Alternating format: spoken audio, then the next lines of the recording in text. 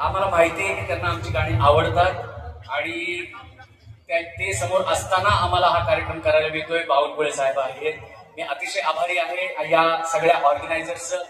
आणि आम्हाला इथे आज जितकी म्हणून गाणी सादर करता येतील तितकी आम्ही बॅक टू बॅक सादर करण्याचा प्रयत्न करू. आणि एवढ्या मोठ्या संख्येने एवढ्या कमी जागेत सुद्धा मी मागपर्यंत बघतोय सगळे तुम्ही जण आलात, त्याच्याबद्दल खूप खूप मनापासून धन्यवाद. थँक्यू.